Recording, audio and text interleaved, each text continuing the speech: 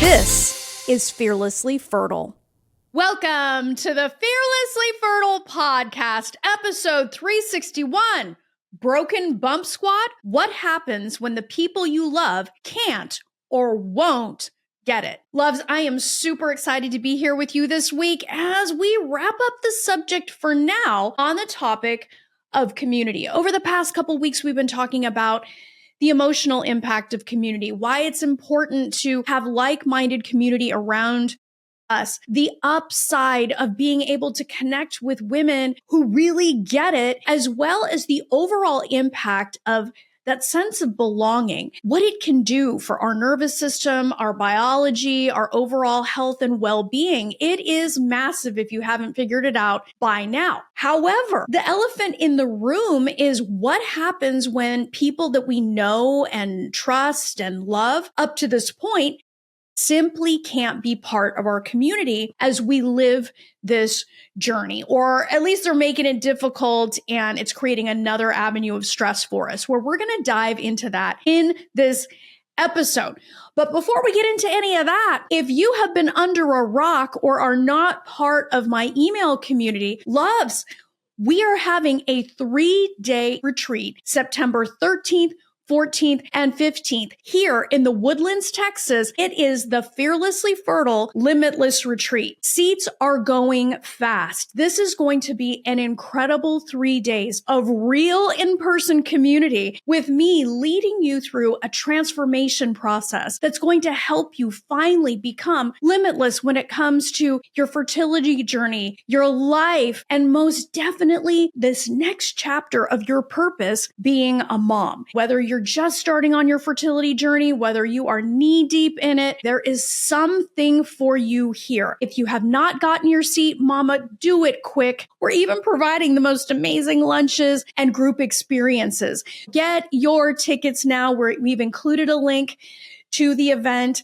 in the show notes here. You do not want to miss this. There is nothing like it out there. That being said, let's talk about what happens when your bump squad is broken. I want to tell you, it is completely normal to get into a place on this journey where it feels like some of the old standbys in your life, maybe your family, friends, people that you've depended on, when it comes to this journey, the love and support that you used to get from them, that sense of community, that sense of belonging, it's just not there anymore. I want to assure you, this happens all the time. It happens in so many different ways, but I want to explain what's actually happening here. The first thing that you have to remember, you are doing something very unusual by being on this journey.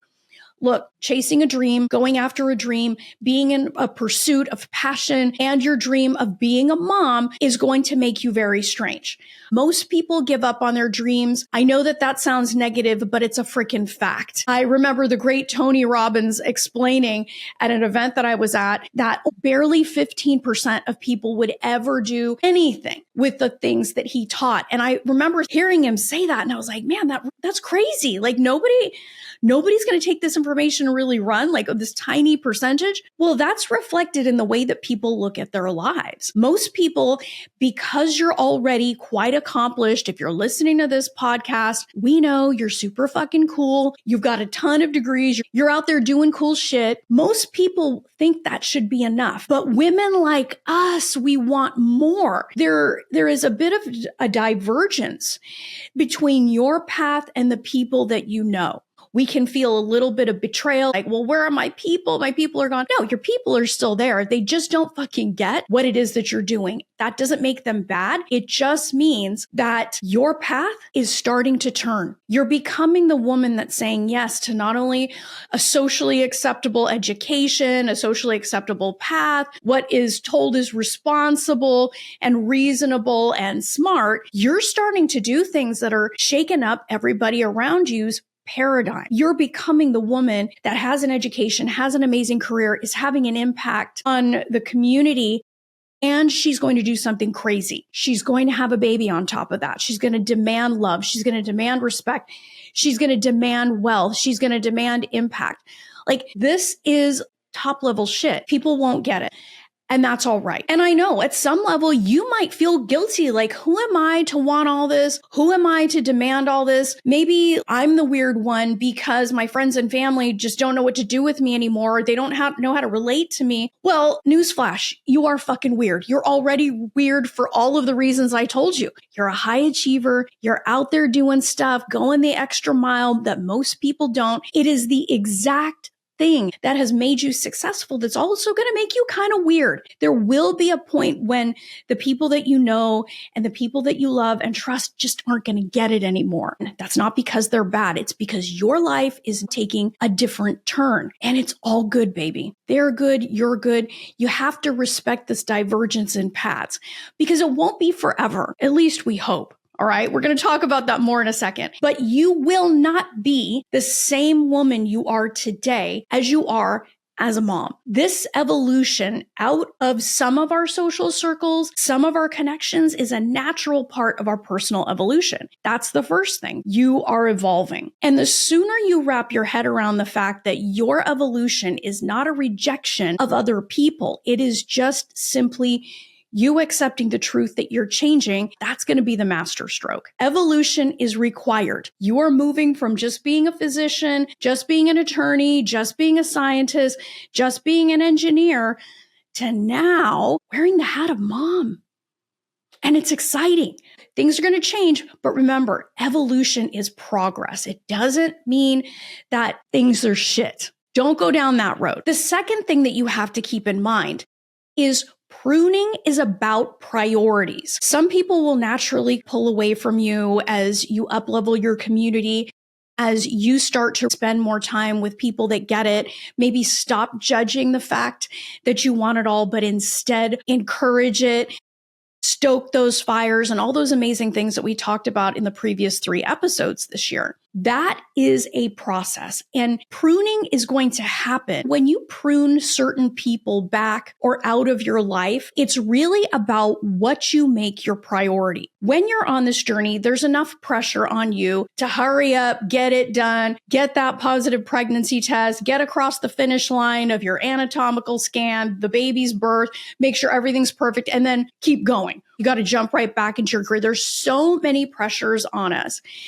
that having the added pressure of having to evangelize what you're doing to everybody around you, it's an energy leak. It's an energy drain. You've got your full-time job, you've got what you're doing on this journey, and then you have to manage the emotions of all of these other people who don't get what you're doing, think you're crazy to want to be a new mom at 55, which, one of my miracle mamas was 54 when she gave birth and just turned 55, and her baby's just a couple months old. She is legit a new mom at 55. The women in my groups know exactly who this is, and this week you're going to be able to hear her interview. She had to go up against so many freaking haters and people that doubted her and thought she was nuts. To be 55 today is decidedly different than what 50 years ago was. She's young, she's vibrant, she's successful, she's a physician, like all of these amazing things. Of course she has this built out life